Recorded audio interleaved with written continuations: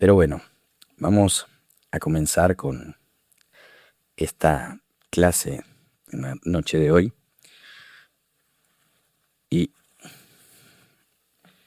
no sé si muchos lo saben, seguramente sí, pero me gusta comenzar esta clase con una pregunta, pero antes de eso hacer alusión a un aspecto de lo que significa la palabra Biblia. La palabra Biblia viene de una palabrita griega que es biblia, que es como el plural de la palabra biblios, que es libro. Así que podemos decir que Biblia significa los libros o el conjunto de libros. En la clase pasada hablábamos de que muchas veces para buscar entender una palabra vamos a tratar de acudir o buscar el método etimológico. Esta palabra hace referencia simplemente a una rama de la lingüística. La lingüística es esta ciencia que estudia las palabras o el lenguaje. La etimología es una rama de esa ciencia que estudia la raíz, el origen de esas palabras. Muchas veces vamos a tratar de encontrar la raíz o a conocer la raíz de ciertas palabras para entender mejor su significado.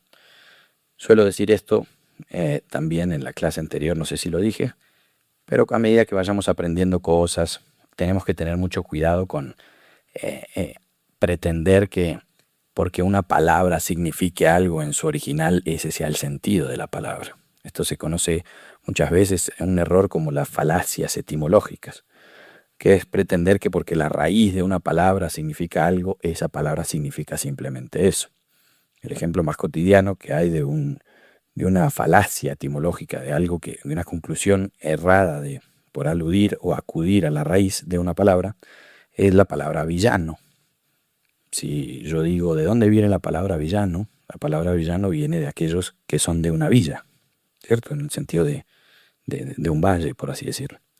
Pero para nosotros villano es algo totalmente diferente, ¿verdad? Villano es una persona más afín con la voz que tengo yo esta noche, ¿verdad? Entonces es una persona malvada. Entonces lo que tenemos que cuidarnos muchas veces es de pretender que porque una palabra la raíz de una palabra es X o Y, nosotros pretender que ese sea el sentido total de la palabra. Dejo esto como algo al pasar y cerrando ese paréntesis y entendiendo lo que significa la palabra Biblia, me gustaría preguntarles si ustedes pudieran agarrar sus libros favoritos, o la mayor cantidad de libros, o los libros que consideren mejor de cada ámbito, y tuvieran la Biblia en su otra mano. ¿Dónde pondrían la Biblia? ¿Por encima de esos libros o por debajo de esos libros? ¿Alguno que se anime a responder? ¿O algunos?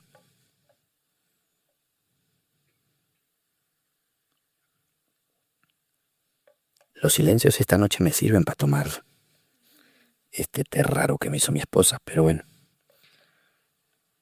No, alguno, tire algo. ¿Dónde cree que lo pone? ¿Por qué por encima? ¿Ok? ¿Alguien piensa algo diferente? ¿O está de acuerdo con eso? De la raíz fundamental de Castor o Ok, de Seca. ok. Después de haber ido y vienen de alguna variación o modificación o profundización y tema. Ok. Está muy bien las respuestas de los dos, pero debo confesarles que es una pregunta trampa. La Biblia no va ni debajo ni arriba de todos los otros libros, sino que va aparte. ¿Alguno se imagina por qué? Les voy a dar una pista a los fieles. Los fieles son los que vinieron a la primera clase. Ok. Y si lo ponemos en los mismos términos de la clase pasada, de lo que nos ayuda a descubrir la razón de la sana enseñanza y la mala enseñanza, sería la apartamos por su...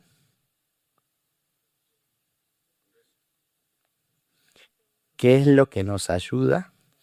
Yo les pregunté, A ver si se acuerdan. Yo les pregunté, ¿cómo podíamos saber si una enseñanza es buena o es mala? Que Brian me dio una respuesta, Santiago me dio una respuesta y ¿me recuerdas tu nombre? Manuel me dio una respuesta. ¿Se acuerdan? Por su...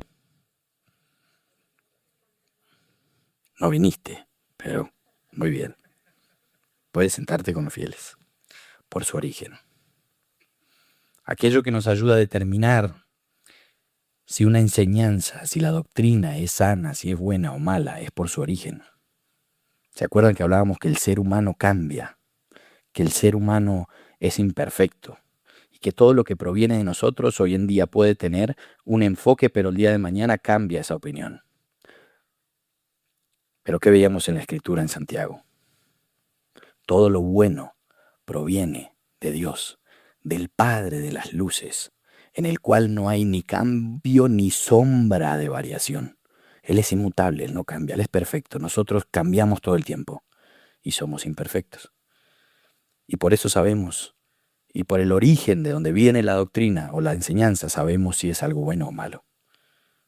Por la misma razón, porque la palabra, la Biblia, proviene de Dios, es que no se ubica junto a ningún libro, sino que es aparte. Ahora, aludiendo a eso, esta es como la introducción para la clase de la que vamos a hablar hoy. Hablábamos la clase pasada de que decir la buena enseñanza o la sana doctrina es equivalente a decir lo que la Biblia enseña, ¿verdad? Y que por eso íbamos a estar en las clases siempre abordando los temas de esta manera. Y la clase de hoy es la primera parte de lo que la Biblia enseña acerca de sí misma. Perdón, me lo muteo cuando vaya a toser. Antes de entrar en materia, quisiera explicarles un poquito la estructura que me gusta para las clases, sobre todo para aquellos que les gusta anotar. Vamos a estar estableciendo un tema. Ese tema puede durar varias clases. Pero yo les voy a decir, el tema es este. De ese tema vamos a estar derivando por clase una o varias enseñanzas. Y de esas enseñanzas vamos a estar derivando aspectos clave o a diferentes aspectos de esa enseñanza. ¿Se entiende? Entonces usted en sus notas puede poner el tema de la clase es tal, la enseñanza de esta clase o las enseñanzas son tal, y los aspectos de esas enseñanzas o de esa enseñanza es tal. Esto con el fin de tener una organización o un orden mejor. Si usted es un poco metódico como yo, le va a funcionar, y si no, tranquilo. Ore para que el Señor le ayude a tener retentiva. Entonces, lo que quiero es explicar que el tema del que vamos a hablar es la Biblia. Durante estas primeras clases vamos a estar hablando acerca de la Biblia, o de lo que la Biblia enseña, o la sana doctrina que se encuentra sobre la Biblia, dentro de ella, ¿verdad? Y antes de entrar a la primera enseñanza, quisiera hacer otra pregunta. No crea que es porque tengo que andar tomando que hago tantas preguntas. La pregunta es, ¿puede el ser humano conocer a Dios o no puede conocerlo? ¿Ustedes qué piensan?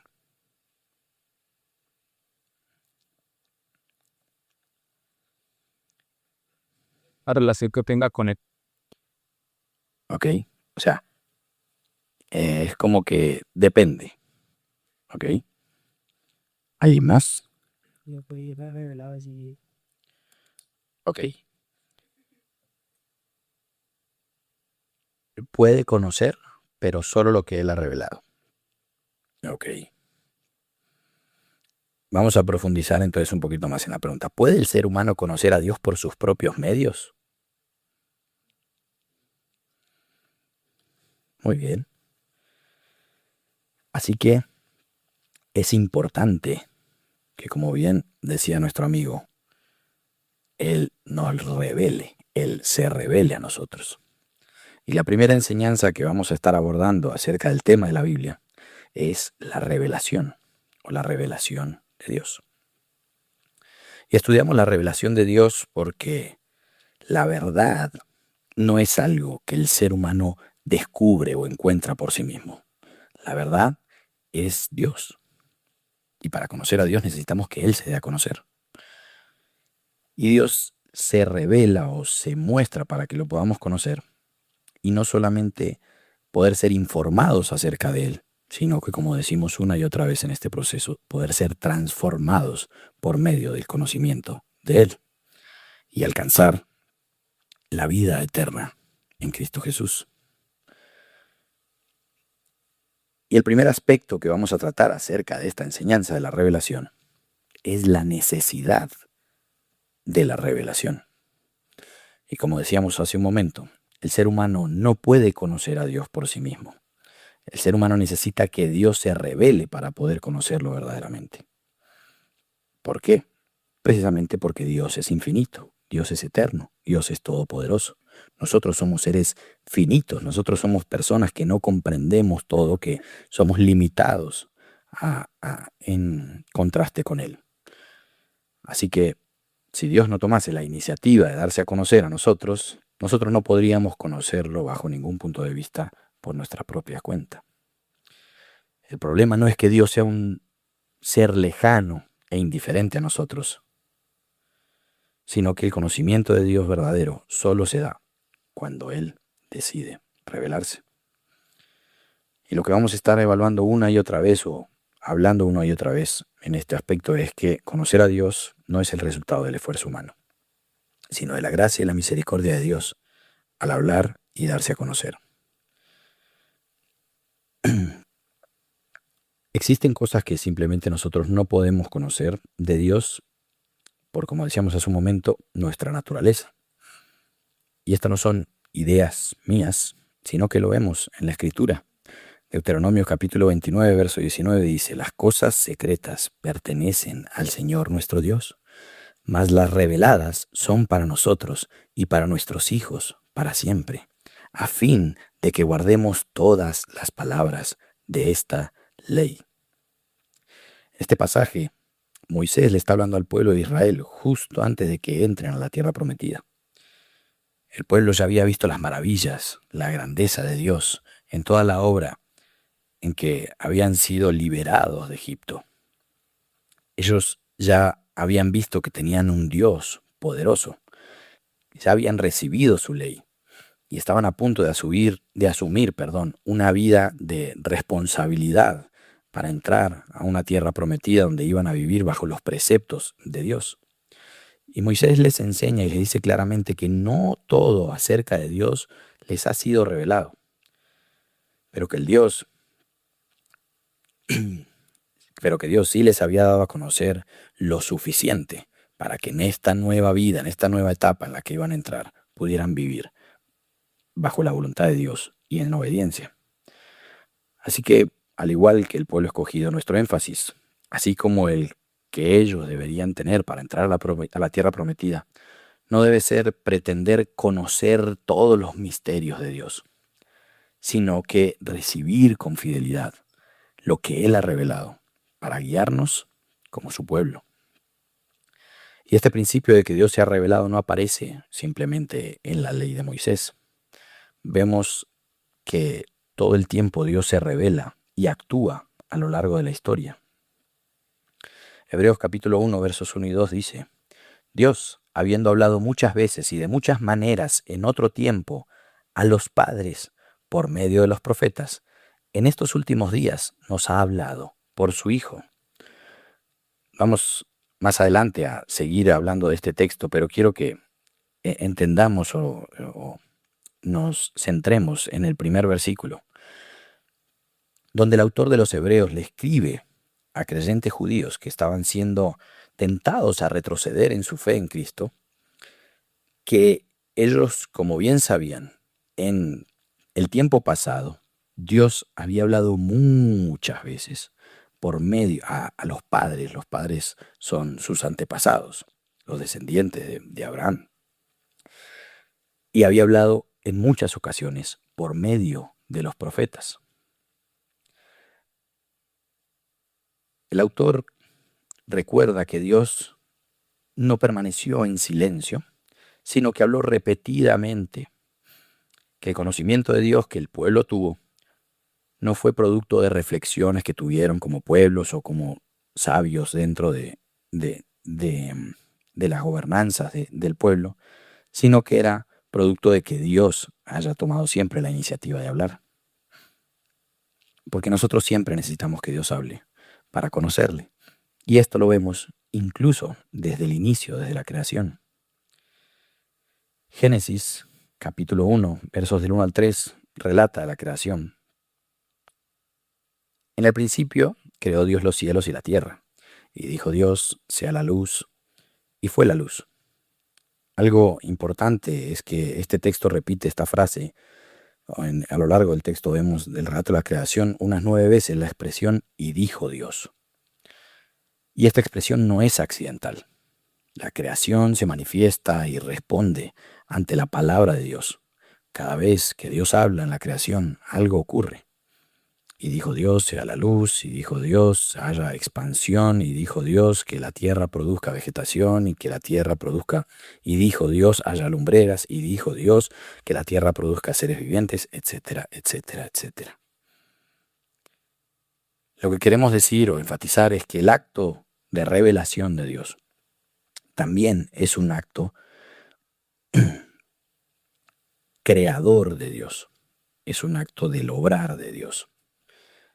En contraste con las naciones, el pueblo de Israel que estaba recibiendo esto de parte del profeta, veían o entendían que su único Dios era aquel creador y dueño de todo, a diferencia de las demás culturas que entendían que la misma naturaleza o seres diferentes, impersonales, eran aquellos que creaban las cosas. En la Escritura vemos que el Dios verdadero y único muestra su poder en todo lo que existe y lo hace por medio de su palabra. Desde el comienzo mismo de la Biblia se establece un patrón que se repite a lo largo de toda la Escritura. El ser humano conoce a Dios porque Él habla primero. Sin esa palabra divina no hay creación, ni conocimiento del Creador, ni voluntad del Creador. Así que decimos que la revelación es el medio indispensable para conocerlo.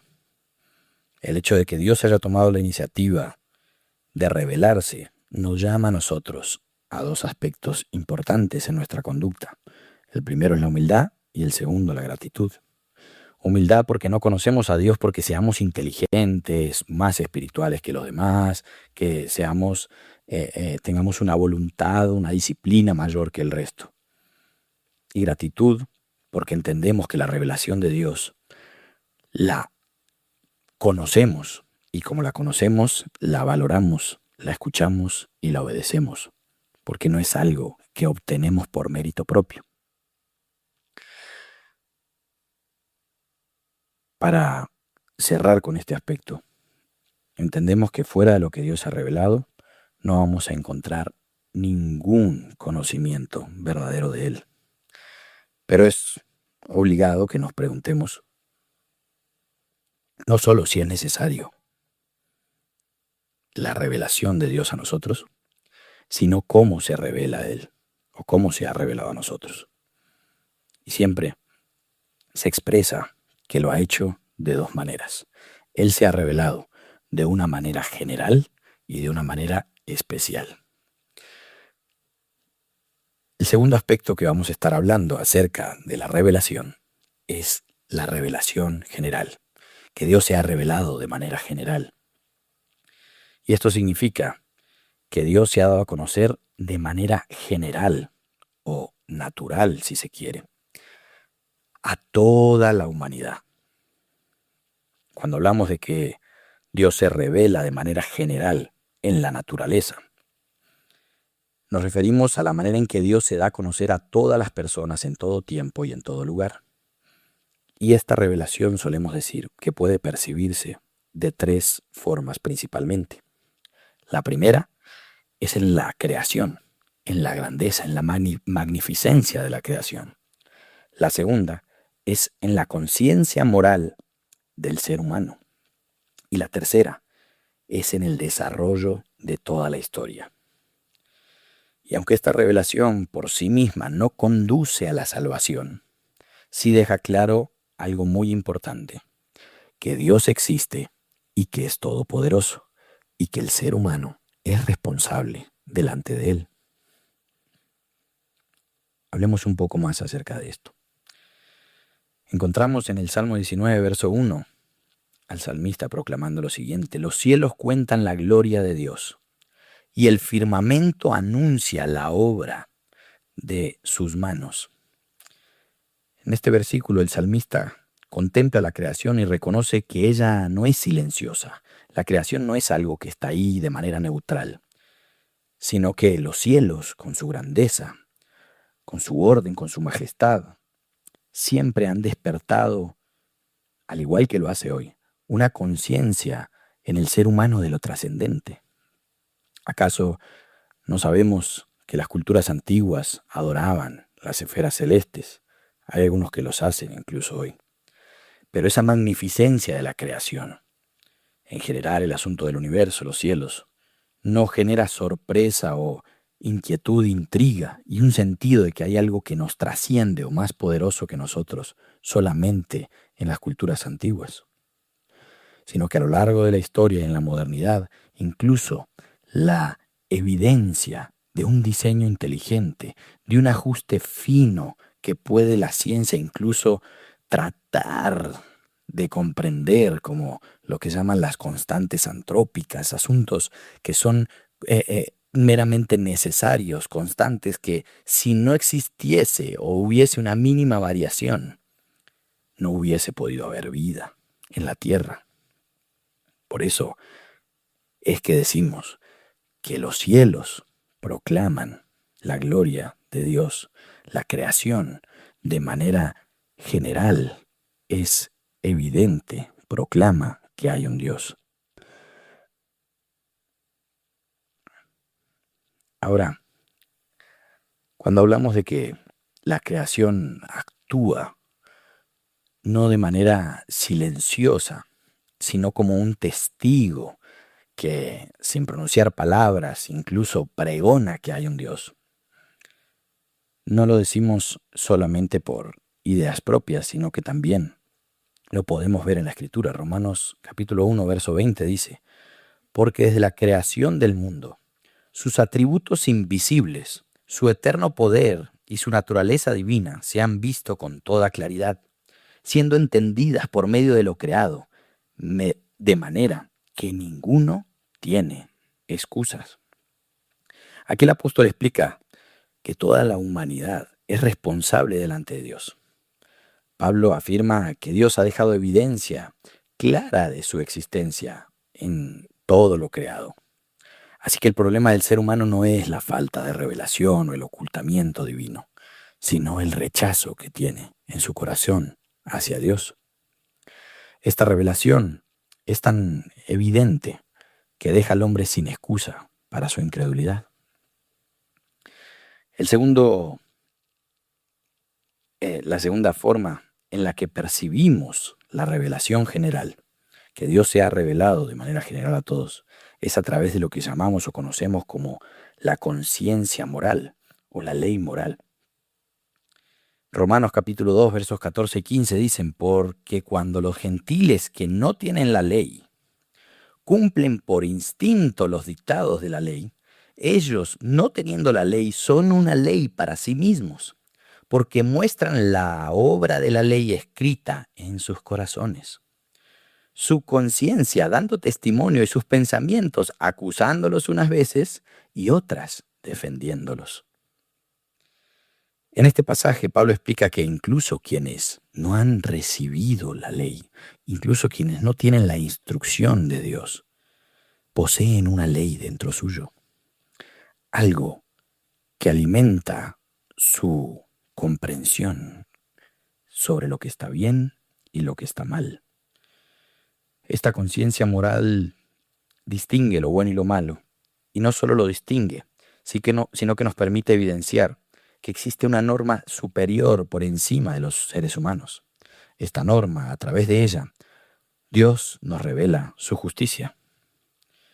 Y esto nos muestra que el ser humano no solo sabe que Dios existe, sino que también sabe que es responsable de él. Porque hay una ley que todos seguimos. Nosotros aprobamos a quienes hacen el bien o nos hacen el bien y desaprobamos a quienes no lo hacen. En estos tiempos, para poner un ejemplo cotidiano, estamos viviendo o siendo testigos de lo que siempre se habló y siempre se dijo, de grupos de personas con un nivel de perversión tan grande que son capaces de atentar contra la integridad en todo sentido de niños. Y algunos de ustedes tal vez podrá pensar, pero yo he escuchado que para esas personas de pronto ni siquiera eso es algo malo. Pues le preguntaría yo, ¿por qué se esconden para hacer eso entonces? Todos y cada uno de ellos saben que lo que hacen está mal y por eso lo hacen en lo oculto. Por eso nosotros sentimos que esa gente debería estar o encarcelada o muerta o quién sabe qué. ¿Por qué? Porque está mal, porque hay maldad en lo que hacen. Y esa ley que es universal, que todos vivimos y percibimos, es verdad que a veces está un poquito más de un lado, más del otro, según la cultura, según el entendimiento, según las leyes de cada país, de cada ciudad, de cada comunidad. Pero hay cosas que ninguno está dispuesto a decir, eso es bueno. Eso es injusto, decimos. Y si es injusto, es porque tenemos una conciencia que nos dice que hay una ley en nuestros corazones, en nuestra manera de pensar. Y si hay una ley, debe haber un legislador. Si hay una ley, debe haber alguien que haya dictaminado esa ley. Y eso está en nosotros, porque todos y cada uno de nosotros somos creados a imagen de Dios. Y si hay una ley, y esa ley moral, sin importar si seamos creyentes o no, radica y nos ayuda a decir esto es bueno y esto es malo, debe haber un punto de referencia de lo bueno, de lo perfecto, una brújula moral, algo o alguien que nos indique qué es lo perfecto.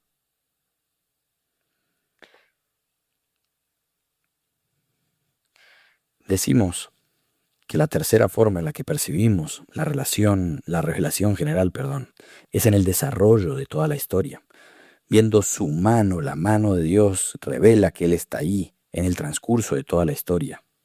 Isaías 46, versos del 9 al 11 dice, acuérdense de las cosas anteriores ya pasadas, porque yo soy Dios y no hay otro.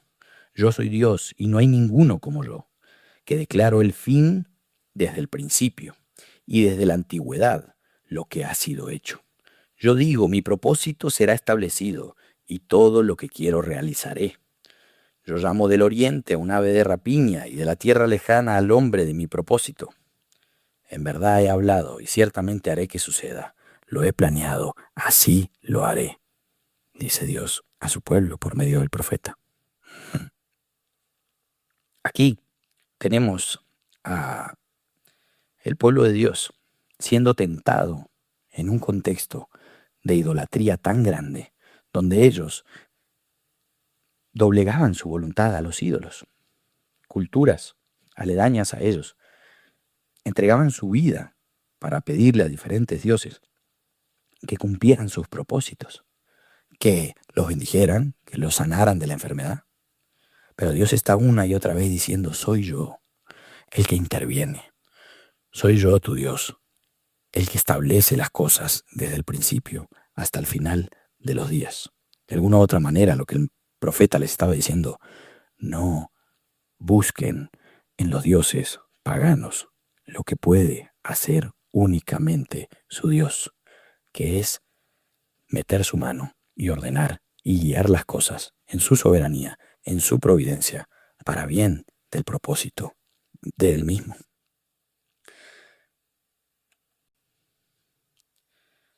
El siguiente aspecto del que quiero que tratemos es que Dios no no se ha ocultado.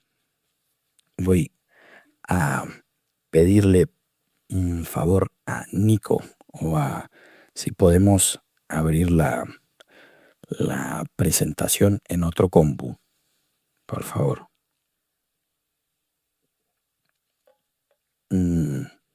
Disculpe que estamos teniendo acá unas fallas técnicas. Entonces, decimos que Dios no se ha ocultado. Vemos que hablamos de que en la creación se percibe su poder y gloria. En la conciencia percibimos su justicia, la ley moral de la que hablábamos. Y en la historia percibimos su soberanía. Esto no es suficiente para llevar al ser humano a la salvación, pero sí es suficiente para afirmar que Dios existe y que nadie tiene excusa de ignorarlo. Y lo que voy a hacer es darle un ejemplo cotidiano que me gusta usar, como hice de la clase pasada sobre este asunto de la revelación general. Le hablaba la clase pasada yo que con mi hija aprendo muchos asuntos, más de los que a veces creyera yo que le enseño. Y no sé si algunos conocen a Emma, mi hijita tiene 3 años, pero desde que ella tiene 2 añitos, con mi esposa, tratamos de enseñarle a cualquier juego dinámico, lúdico que no haga que esté pidiendo en una pantalla para que no esté ahí, sobre revolucionada. Y a los 2 añitos yo me acuerdo que insistía mucho en enseñarle a las escondidas. Ella es el sol de hoy que no lo comprende muy bien. A veces, ¿vamos a jugar a las escondidas? Sí, contá hasta 10 y yo me escondo en la cocina, me dice. Cuando ella tenía 2 añitos, yo, cuando ella contaba, me escondía. Y yo me escondía en un lugar alto, en el cual ella empezaba a buscar por todo lado y no me podía encontrar. Pero no me podía encontrar no solamente por su altura, sino porque en su cabeza, en su manera de entender las cosas, era imposible que yo estuviera allá arriba.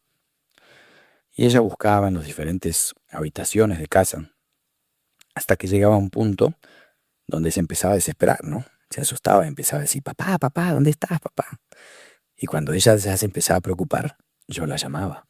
Pero yo la llamaba de una manera, no con mi voz diciéndole, hija, acá estoy, sino que hacía un sonido que para ella era lógico que tenía que ser yo, aunque yo no hablara con mis propias palabras. Porque el sonido que hacía yo era un sonido que creo que ninguno de ustedes en este lugar puede hacer, y si lo puede hacer, somos amigos solo por eso. Y es este sonido. Un sonido de un delfín. Así que lógicamente mi hija no iba a pensar que iba a haber un delfín en la casa, ¿verdad? Entonces ella empezaba a escuchar el sonido del delfín. Obviamente si estaba muy lejos empezaba a buscar por todas las habitaciones y yo le hacía una y otra vez. Y empezaba a decir, papá, papá, papá, papá, papá, papá, papá, papá. Cuando llegaba a la habitación decía, es acá. Y empezaba a buscar en un lugar, empezaba a buscar en el otro, en un lugar, en el otro, y ya empezaba yo a hacerle más fuerte, más seguido. Y le hacía, hasta que llegaba y decía, papá, ¿a dónde estás? Yo sé que estás acá. Mi hija nunca podía llegar a ese lugar. Y nunca podía entender y verme y hablar conmigo, abrazarme, agarrarme de la mano. A no ser que yo bajara de ahí arriba. Que yo me acercase a ella. Que yo de una manera específica, de una manera especial, me acerque a ella. Y le diga, hija, acá estoy. Cuando yo hacía eso, empezábamos obviamente a continuar relacionándonos. Y lo que quiero que entendamos es que Dios hace eso. Dios es como este delfín que en la creación, el sonido del delfín es como la creación de Dios. Ustedes tienen amigos, conocidos, que seguramente dicen, yo sé que hay un Dios. Yo sé que algo debe haber allá arriba. Debe haber alguien que hizo todo esto. Esto no salió de la nada. Por más que me quieran decir a mí que de la entropía, del azar, pueden surgir en tiempos infinitos muchas cosas. Yo sé que hay algo allá arriba. Eso es evidente por la revelación general. Pero cuando queremos conocer, cuando queremos charlar con nuestro Padre, cuando queremos seguir jugando con Él de cara a cara, necesitamos que Él baje, que Él se revele de manera especial. Y eso es lo que Él ha hecho. Dios se ha revelado de manera especial a nosotros. Dios se ha dado a conocer de una manera especial y a diferencia de la manera general, que era natural o en la naturaleza, la manera o la revelación especial es sobrenatural. Y lo ha hecho a la humanidad por medio de las Escrituras y de forma culminante en la persona de Jesucristo. La revelación especial nos muestra quién es Dios. Nos muestra, a diferencia de la revelación general, cuál es su voluntad, qué es lo que Él quiere, cuáles son sus preceptos, sus mandatos, sus ordenanzas. Y normalmente podemos evidenciar en la historia esta revelación especial de tres formas en las Escrituras.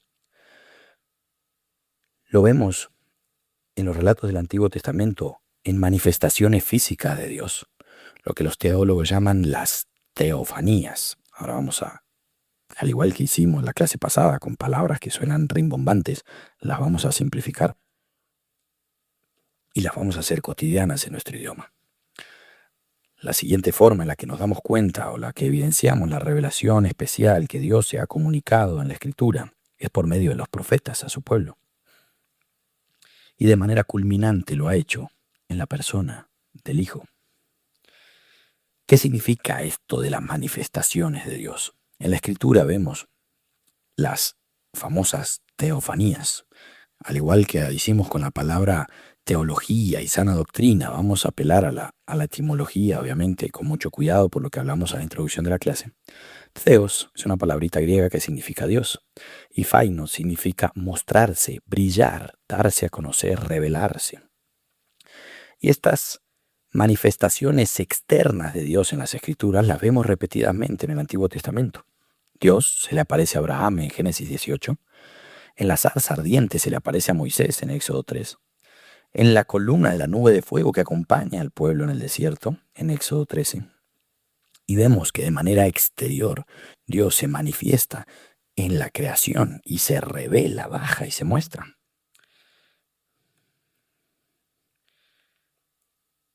La segunda forma que vemos que Dios habla, que Dios se revela a su creación, es por medio de los profetas. Jeremías capítulo 1, verso 9 dice: Entonces el Señor extendió su mano y tocó mi boca, y me dijo el Señor: He aquí, pongo mis palabras en tu boca. De manera intencional e interna, Dios hablaba a través de los profetas a su pueblo. Jeremías no hablaba por ideas propias, porque veía lo mal que estaba el pueblo. Jeremías hablaba porque Dios le decía lo que tenía que decir, al igual que los profetas que Dios establecía para que hablen a su pueblo en aquel tiempo. En tercer lugar, decimos que es evidente que Dios se revela de manera especial a su creación en la persona de Jesucristo. Y esta revelación es especial y también es culminante. Hebreos capítulo 1, versos del 1 al 3 dice: Dios, habiendo hablado hace mucho tiempo, en muchas ocasiones y de muchas maneras a los padres por los profetas, en estos últimos días nos ha hablado por su Hijo, a quien constituyó heredero de todas las cosas, por medio de quien hizo también el universo. Él es el resplandor de su gloria y la expresión exacta de su naturaleza, y sostiene todas las cosas por la palabra de su poder. Decimos que Jesucristo es la revelación plena y culminante porque su palabra lo dice. Esta enseñanza o este aspecto derivado de la enseñanza que trata del tema que estamos hablando proviene de la Escritura. Juan capítulo 1, verso 1, dice: en el principio era el Verbo, y el Verbo era con Dios, y el Verbo era Dios. Juan era muy consciente de a la gente que le estaba hablando en ese momento. Juan no estaba hablando simplemente con personas que no entendían lo que le estaba hablando. Y la palabra que nosotros traducimos como verbo es una palabrita griega que es logos. Esta palabra logos lo que significa es palabra, pero no significa solamente palabra. En el contexto de las personas que estaban escuchando a Juan, eran personas que entendían el logos como una fuerza creadora y que sustentaba la creación. Ellos no tenían conciencia de lo que le estaba diciendo Juan en ese momento. Juan les estaba diciendo, el logos, esa fuerza creadora, en el principio estaba con Dios y era Dios. Y lo que revela Juan por medio de la inspiración del Espíritu Santo, más adelante, 13 versículos para ser exactos en nuestra Biblia, es que aquel verbo, el logos, fue hecho carne, fue hecho sarx, carne, y habitó entre nosotros. Puso su tienda de campaña, su tabernáculo, tabernaculizó. Dios bajó, se hizo carne, ya no como antes. Esta vez, verdaderamente, el Dios se hizo verdaderamente carne y habitó entre nosotros y vivió como uno de nosotros. Fue tentado en todo, tuvo las luchas que nosotros tuvimos, pero la diferencia de Él a nosotros es que Él no pecó.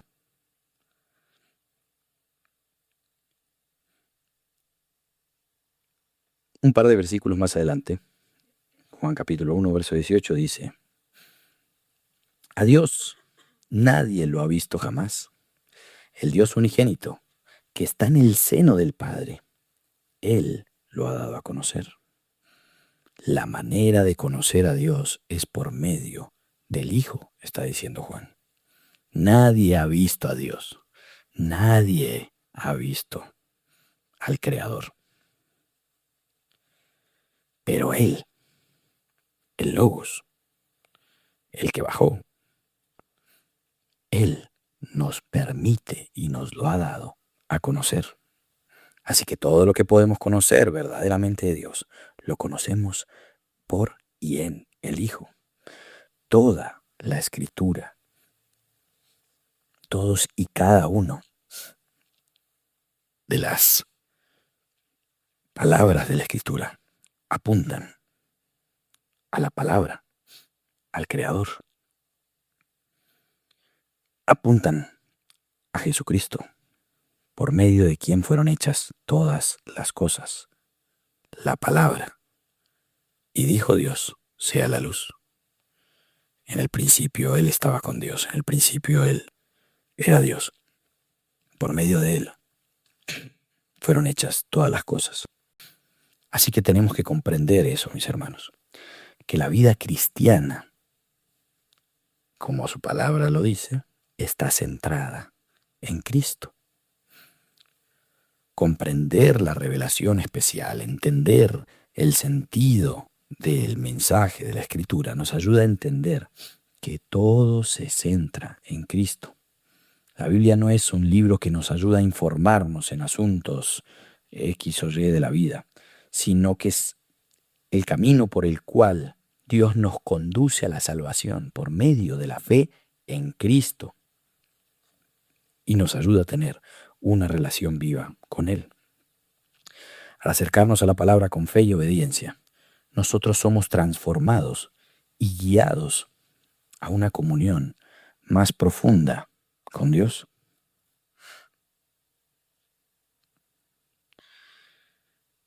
Vamos al cuarto aspecto acerca de la revelación, y es la naturaleza de la revelación.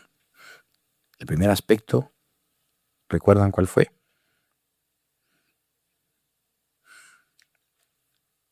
El primer aspecto del que hablamos fue la necesidad de la revelación. El segundo aspecto del que hablamos fue la revelación general. El tercer aspecto de la revelación del que hablamos fue la revelación especial. Y el cuarto aspecto del que vamos a hablar es la naturaleza de la revelación. Hay 4 aspectos fundamentales que nos permiten conocer la naturaleza de la revelación. El primero es que la revelación es histórica. El segundo es que la revelación es progresiva. El tercero es que la revelación es orgánica. Y el cuarto es que la revelación es redentora. Vamos a explicar lo que esto significa. Cuando decimos que la revelación es histórica, decimos que la revelación o el acto de revelación de Dios se da dentro de la historia real. No se trata de locubraciones humanas, de mitos, de pensamientos. No se trata de conceptos filosóficos o abstractos, sino que la revelación ocurre en eventos históricos reales. Lo que la Biblia relata es real. Obviamente, a medida que vayamos conociendo la palabra de Dios, vamos a encontrar que hay diferentes formas en las que la Biblia fue escrita y hay que leerla mediante ese contexto y ese sentido que da el escrito, ¿verdad? Pero eso lo hablaremos más adelante. Pero lo que quiero que entendamos, a lo que nos referimos con que la revelación es histórica, es que se da en eventos históricos reales. El segundo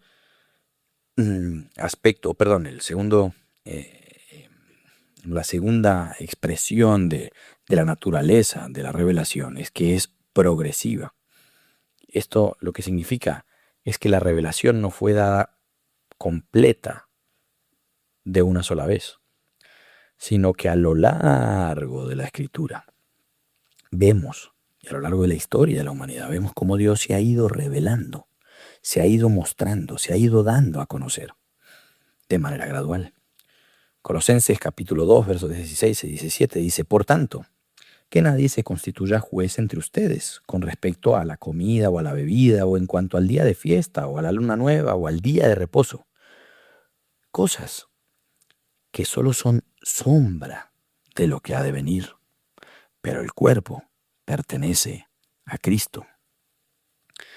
Lo que el apóstol estaba queriendo expresar aquí es que muchas de las cosas que en este caso los colosenses comprendían y entendían y conocían de las Escrituras, de lo que sucedía anteriormente, eran cosas que eran una representación.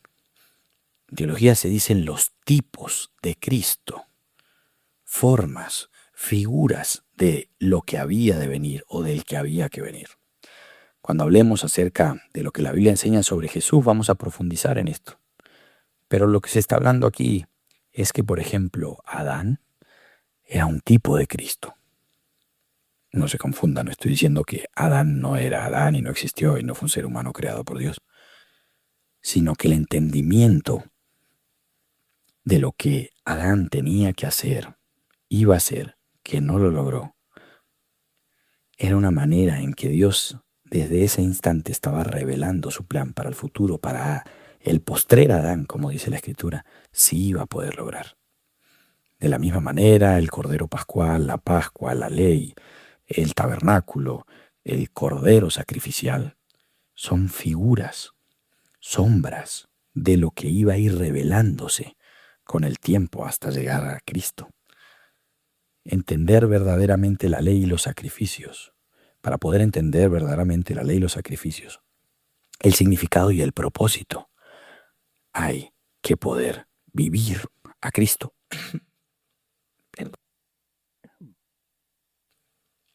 Entendemos a la luz de Cristo las sombras de la ley. En tercer lugar, hablamos de que la naturaleza de la revelación es orgánica. Decimos que crece como un organismo vivo, que no son piezas desconectadas las cosas que pasan desde el Antiguo Testamento hasta la culminación. Y nada de esto que va creciendo contradice la enseñanza o el sentido de lo anterior, sino que se desarrolla plenamente en Cristo. Pongamos un ejemplo dentro de tantos o dentro de todos los que hay. Y el más importante, el mensaje. Cuando decimos qué es lo que tiene para dar un cristiano, qué es lo más importante que tiene para decir un cristiano. ¿El qué?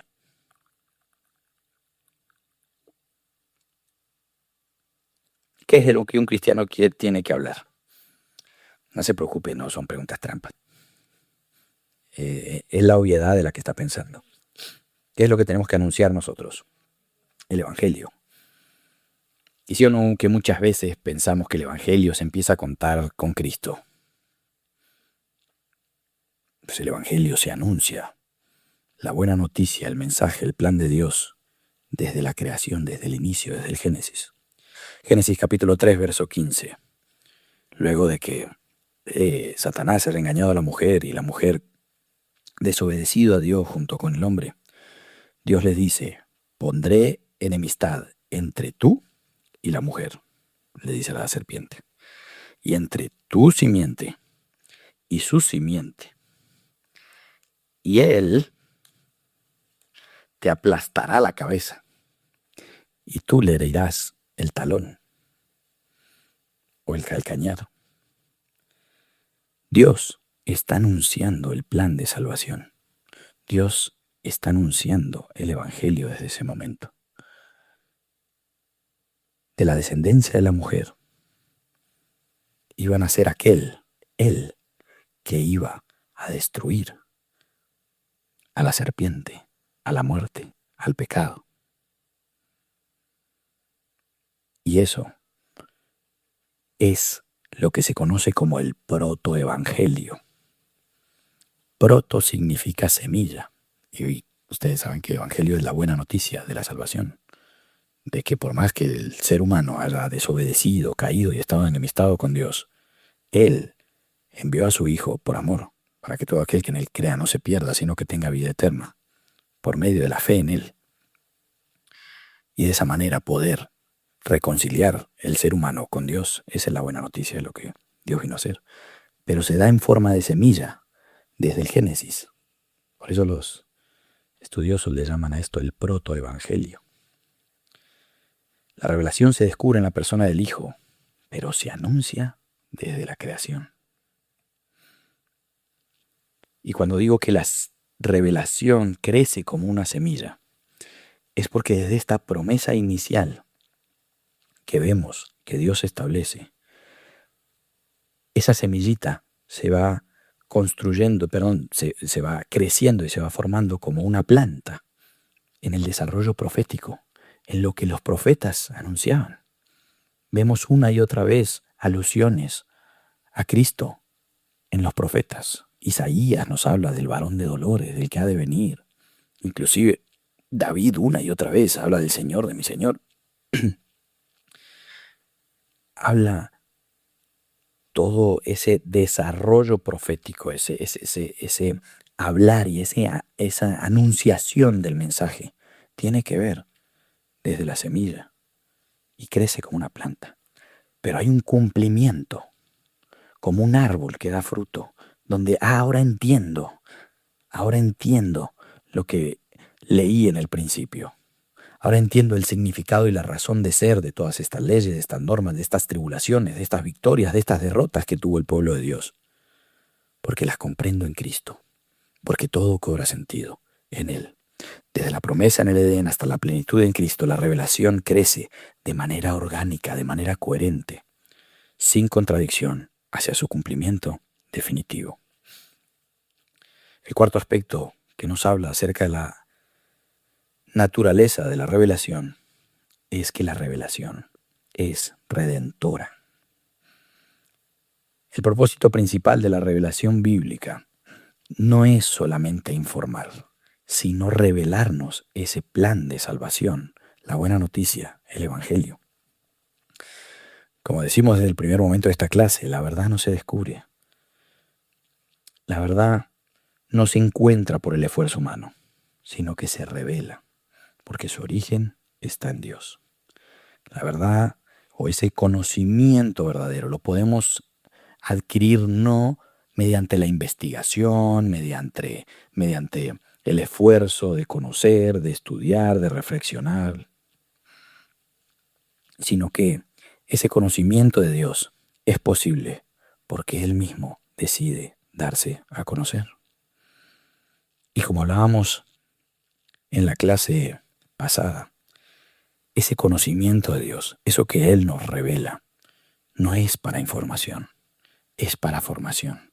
Y cuando eso sucede en nuestra vida, esa revelación, esa comprensión, esa transformación de nuestro entendimiento, produce una transformación. 2 Corintios 3:18. Pero todos nosotros, con el rostro descubierto, contemplando como en un espejo la gloria del Señor, estamos siendo transformados en la misma imagen, de gloria en gloria, como por el Señor, el Espíritu. Cuando comprendemos las verdades de Dios, cuando comprendemos la revelación de Dios, cuando comprendemos las ordenanzas de Dios, cuando comprendemos las indicaciones, los mandatos, lo que Él ha hecho, cómo se ha movido, las indicaciones que ha dado a los suyos y las decisiones que ha tomado con los que le siguen y los que no. Eso ayuda no solo a que nuestra mente sea informada, sino a que nuestra vida sea transformada. Por eso es importante que entendamos el sentido de la Escritura, del mensaje de la palabra de Dios, que comprendamos de qué trata la Biblia. Y me parece que de manera excepcional, uno de mis teólogos favoritos, Francisco Lacueva, dice, citándolo textualmente, la Biblia no es un texto de astronomía, de física o de biología, sino que es la historia de la salvación. El mensaje central de la Biblia lo constituye la historia de la salvación. Todo queda subordinado a ese objetivo. Y la figura central de este mensaje es Jesucristo, el Hijo de Dios, la revelación final y definitiva del Padre para nuestra iluminación, para nuestra salvación y para nuestra glorificación. Y eso con el fin que todos y cada uno de los creyentes buscamos tener. Juan 17:3. Esta es la vida eterna, que te conozcan a ti, dice Jesús, el único Dios verdadero, y a Jesucristo, a quien has enviado. La vida eterna consiste en conocer a Dios, pero ese conocimiento no nace de nuestro esfuerzo. La búsqueda y especulación humana no sirven, sino que necesitamos de la revelación que Dios nos ha dado, y nos lo ha dado en la persona del Hijo, en Jesucristo. Ese es el fin. Ese es nuestro objetivo. Eso es por lo que luchamos. Eso es lo que buscamos como creyentes en Él.